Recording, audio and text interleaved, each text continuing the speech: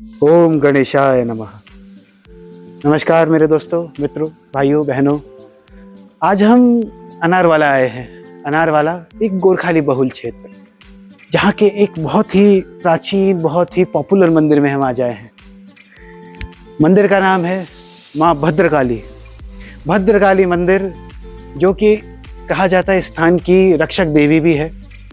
इस स्थान पे लोग आते हैं, श्रद्धापूर्वक यहाँ चढ़ावा चढ़ाते हैं, उनकी मनोकामना पूर्ति होती है, तो यहाँ पे लोग भंडारा भी कराते हैं। तो आइए इस मंदिर की कहानी जाने यहीं के पंडित जी से।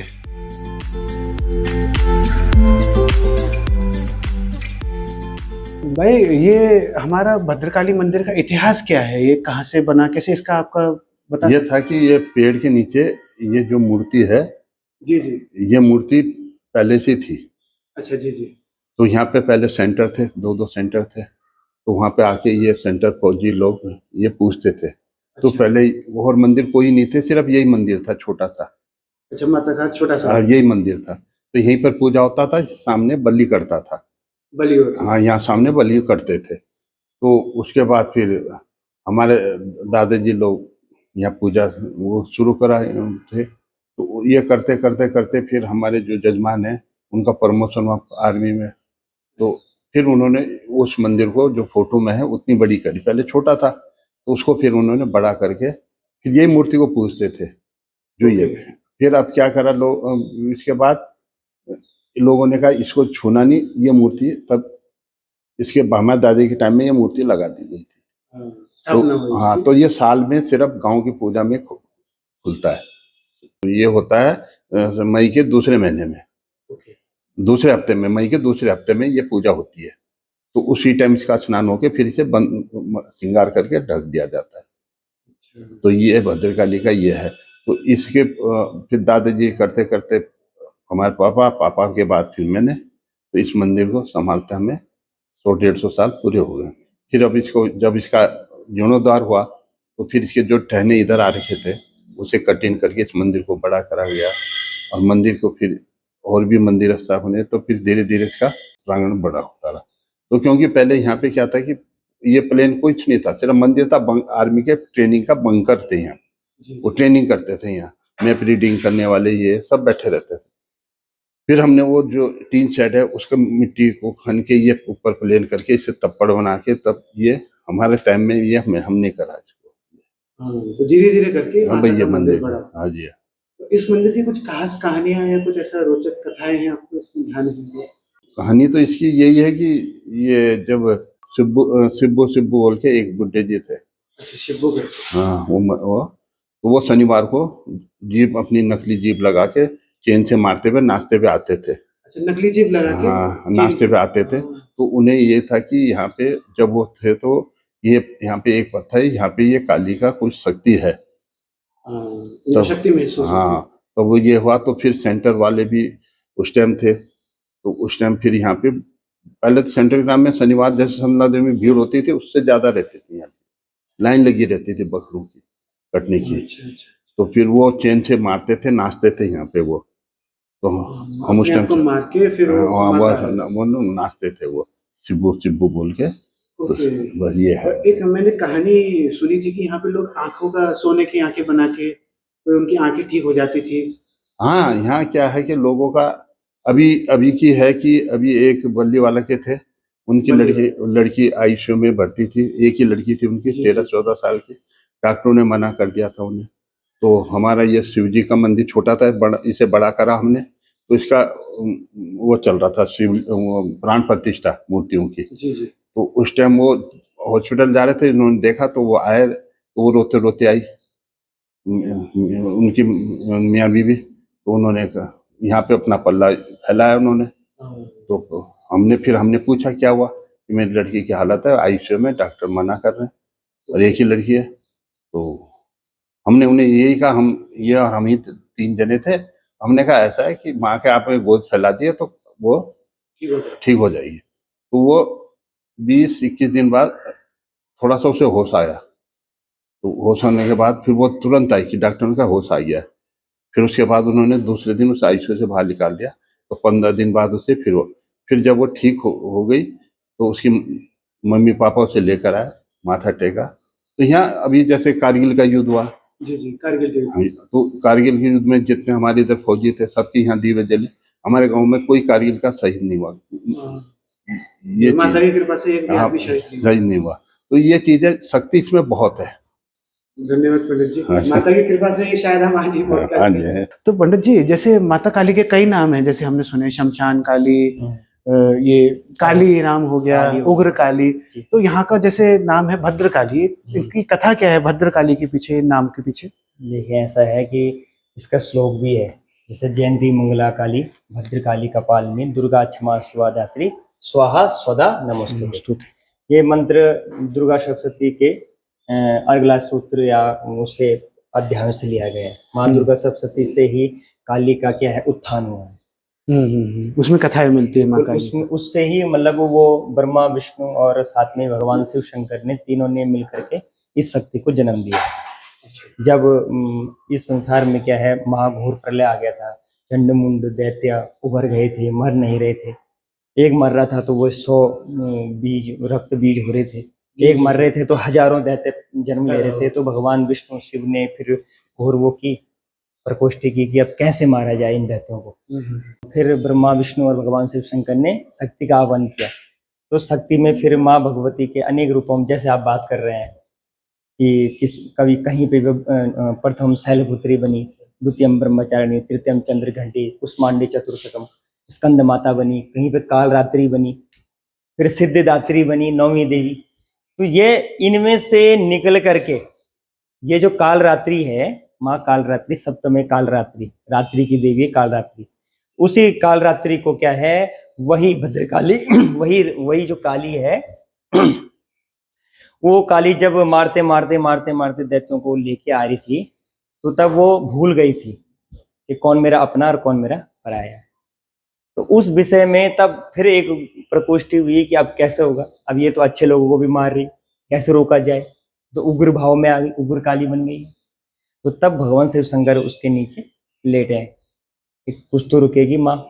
तब जब रुकी तो देखा तो भगवान शिव शंकर जी को उन्होंने अपने पैरों के नीचे दबाया हुआ, क्षमा मांगी। तब माँ ने वहीं पर ही अपना ये जो क्रोध है वो शांत किया और वहीं पर खड्ग छोड़ करके हाथ धारण तथास्तु के रूप में आगे हाथ किया कि आज से मैं भद्रकाली के रूप में पूजी जाऊंगी, या मुझे जो भक्त मुझे पूजेगा। और संस्कृत में भद्र का अर्थ होता है शुभ, शुभ कल्याणकारी, दूसरा सौभाग्यशाली और शुभ फल देने वाली। तो इन नामों से आज भी आप जो बात कर रहे थे अभी, जितने भी यहाँ पे गोरखाली लोग हैं, समाज के लोग हैं, वो माँ भद्रकाली को अपने क्या है जो भी उनके मन की कामना पूरी होती है, वे सबसे पहले माँ भद्रकाली के चरणों में आकर के अपना पत्र पुष्प धूप दीप नैवेद्य से माँ को प्रसन्न करते हैं, ताकि हे माँ हमारे घर में भद्रता आती रहे। भद्रता मतलब शुभ आता रहे, हमारे घर में लाभ होता रहे। हे माँ भद्रकाली हमारे घर सौभाग्यशाली बने, धन धान्य से प्रवर्धन होता रहे। तो धीरे धीरे क्या है इस कलिकाल में, इस कलिकाल के वातावरण में जितने भी माँ भद्रकाली के पुजारी हैं चाहे भक्त हैं, वो इस उससे आते हैं कि माँ भद्रकाली हमें क्या है शुभ फल देगी और हमारे जन्म जन्मांतर का पाप दूर करेगी। माँ भद्रकाली का बड़ा आशीर्वाद है और यह सबको मिलता रहे। तो ये जो पेड़ है, ये वृक्ष है, ये कम से कम कहा जाता है अभी तो जितना रिकॉर्ड्स में है 150 साल पुराना उन्होंने अपने सामने उनके दादाजी ने देखा है। पर असल में ये पेड़ जितना अभी तक पता चल पाया है ये 200 साल से भी ज़्यादा पुराना पेड़ है। और लोग यहाँ के नेत्र दान करते हैं, सोने के आंखें बना के, और किसी का कोई ठीक हो जाता है यहाँ पे भंडारा कराते हैं, यहाँ पे दान देते हैं। और माता के आशीर्वाद से हमारा भी ऐसे ही चलता रहे सब अच्छा।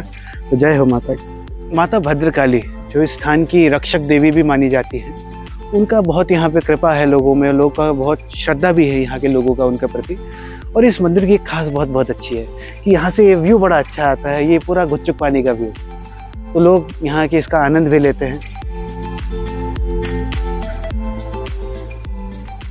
कभी भी किसी भी क्षेत्र में माता का मंदिर होता है या माता की किसी भी मंदिर की स्थापना होती है, उस क्षेत्र में उनके साथ उनके भैरव ज़रूर होते हैं।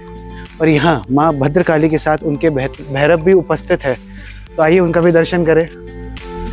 तो आज हमने देखा काली माता के मंदिर के दर्शन करें। काली की एक अनोखी कहानी है। जितना मैंने पढ़ा है, तो जितना मैंने समझा है कि काली माता का जो वेश है वो बड़ा भयावह है। उन्होंने वस्त्र धारण नहीं की है। तो मेरा मानना ये है कि अगर हम उस स्त्री में माँ देखते हैं तो हमको कभी भी वासनाएं नहीं हरा सकती। तो आइए ऐसे ही और रोचक कथाओं के लिए हम अब जाने वाले हैं पातालेश्वर मंदिर, जो कि भगवान शिव का बहुत ही प्राचीन और इस जगह अनारवाला का बहुत ही पॉपुलर एक मंदिर है। आइए चलते हैं पातालेश्वर महादेव के दर्शन करने। हर हर महादेव।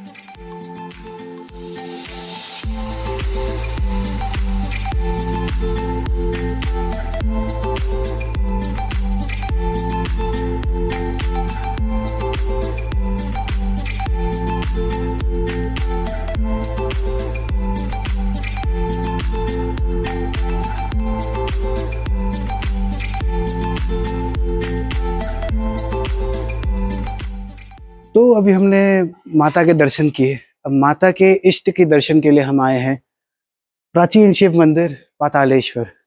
पातालेश्वर शिव मंदिर, यहाँ ये कहा जाता है कि कई 200 साल और ज़्यादा भी पुराना हो सकता है। तो जितनी हमें कहानियाँ लोकल से और किताबों से हमको पता चली, 1800s में एक गोरखाली सिपाही यहाँ आके छुप गए थे। पहले ये पूरा एक गुफा था, यहाँ के वो छुप गए थे। उनको ढूंढा गया, बहुत ढूंढा गया। तो एक दिन यहीं रास्ते से कभी कुछ खाने के लिए कुछ निकले होंगे वो बाहर, तो पकड़ में आए। तो उनको ये जगह पता चली अंग्रेज़ों को, और लोकल्स को भी पता चली कि यहाँ पे ये टॉन्स नदी के पास एक ऐसी जगह है, और वो जगह एक गुफा से घिरी हुई जगह थी। तो धीरे धीरे जगह कमर्शलाइज्ड होने लगी। उसके बाद कोई पंडित जी थे, गोरखा पलटन यहाँ पे आया, तो उन्होंने कोई पंडित जी ने यहाँ पे भगवान शिव की शिवलिंग का स्थापना किया और यहाँ पूजा अर्चना होने लगी। आज के दिन में यहाँ पे हर शिवरात्रि में भंडारा लगता है। और ये पातालेश्वर नाम इसलिए है क्योंकि ये पहाड़ के नीचे से, जैसे आप लोगों ने देखा होगा, पहाड़ के नीचे से हम लोग आए, तो नाम पढ़ते पढ़ते पातालेश्वर नाम इनका पड़ा। तो आइए भगवान शिव के दर्शन साथ में करते हैं।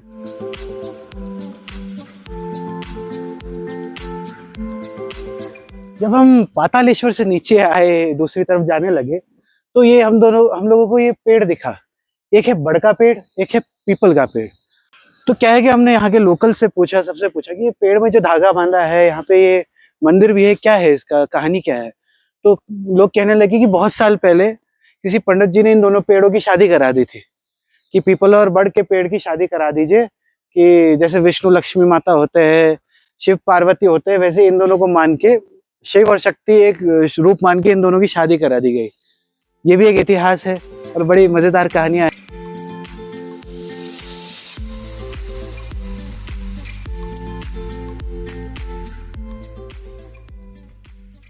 तो ये जो आप लोग देख रहे हैं वाइट ये जो एक समाधि जैसी बना रखी है, तो क्या होता था कि बहुत साल पहले से लेके आज तक यहाँ पे ऋषि मुनियों ने आके अपनी समाधि दी है। यहाँ पे आके उन्होंने अपना देह त्याग किया है। तो ये पातालेश्वर मंदिर का ये भी एक सिग्निफिकेंस है। यहाँ पे बहुत महात्मा, बहुत महापुरुष आके, जिन्होंने अपनी साधना में अपना पूरा जीवन लगा दिया, तपस्या में, उन्होंने यहाँ आके अपना देह त्याग किया है। ये बहुत बड़ा एक सिग्निफिकेंस है हमारे पातालेश्वर महादेव जी के मंदिर का। टोन्स रिवर, टोन्स नदी, अनारवाले से जब हम पूरा पहाड़ चढ़ से उतर के नीचे पातालेश्वर आए, और पातालेश्वर के सामने एक बड़ी सुंदर सी नदी हमको दिखी। तो इसका इतिहास और इसके बारे में बात कैसे ना करें। टोन्स रिवर जो है ये हिमालय से आती है। हिमालय में 2 नदियां हैं, हिमालय की सोच से ही आती है वो 2 नदियां, सुपिन और रुपिन। इन दोनों नदियों के मेल से टोन्स का जन्म होता है। और ये जो नदी है ये बहते हुए टपकेश्वर महादेव के मंदिर में जाती है। टपकेश्वर महादेव मंदिर, फिर टपकेश्वर महादेव के मंदिर से आगे बहते बहते बहते बहते यमुना में मिलती है ना। कमाल की बात, जो ये नदी है ना, इसके बहाव से, इसके चलन से हमको एक बहुत बड़ी शिक्षा मिलती है। तो ये जीवन है ना, ये भी चलते रहने का नाम है। थोड़े टाइम पहले हमारे रेडियो खामचाया का टावर भी गिरा था, आपको पता ही होगा। अब हम लोग आस खो चुके थे, अब क्या हो गया। अभी तो हमने सब कुछ सेटअप होने लगा, सब ठीक चलने लगा, रेडियो बंद करने तक की नौबत आ गई थी। और क्या करें, समय जो है ना वो हमको यही सिखाता है, चलते रहो। ये पानी की तरह हम भी चलते रहे, और आज आपके सामने ये सोशल मीडिया के थ्रू कनेक्टेड है। और आज आपने देखा है कि हमने अपना ऐप भी बना रखा है, और ऐप से आप लोग हमको सुन भी रहे हैं। तो इसके पीछे भी बहुत मेहनत है, बहुत कहानियाँ हैं। तो इसी प्रकार आप हमको सुनते रहिए, और कोई भी दूसरी कोई जगह होगी, कोई ऐसा सुंदर सा प्लेस, मंदिर, या आपके आसपास कोई ऐसी जगह है जो आप चाहते हैं हमको कवर करने, तो कमेंट करके नीचे ज़रूर बताइएगा, राय दीजिएगा, और सुनते रहिएगा हमें सभी को चौतारी, हमें सभी को माया, रेडियो घम छाया।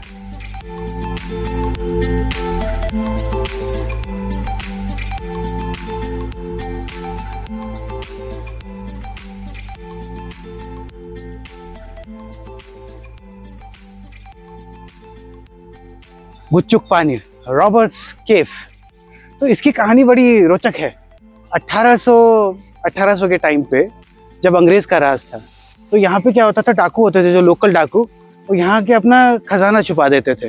क्योंकि ये कैसी जगह है कि यहाँ पे भी पहाड़ है, यहाँ पे भी पहाड़ है, और बीच में छोटी सी एक पगडंडी जिसको बोलते हैं, एक नदी जाती है वैसे। तो यहाँ पे डाकू आके अपने खजाने को छुपा देते थे, क्योंकि सेफ प्लेस था उनका। तो जब अंग्रेज़ को पता चलता था तो यहाँ पे वो ढूंढने आए, तो जो पता चला कि ऐसी जगह है।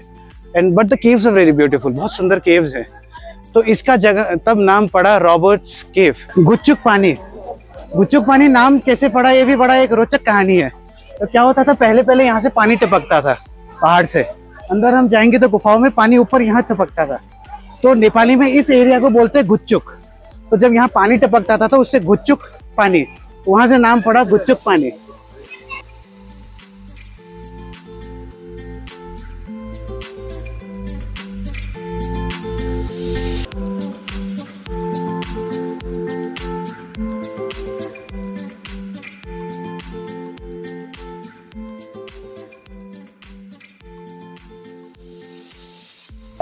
एज आई टोल्ड यू कि जो टोन्स रिवर है, इसका पानी आता है हिमालय से, सुपिन और रुपिन से मिलके। तो यहाँ पे जब आता है तो लाइमस्टोन के पत्थर जो होते हैं ये टकरा के यहाँ पे एक सुंदर सा वाटरफॉल बनाते हैं। We go to show the waterfall over here.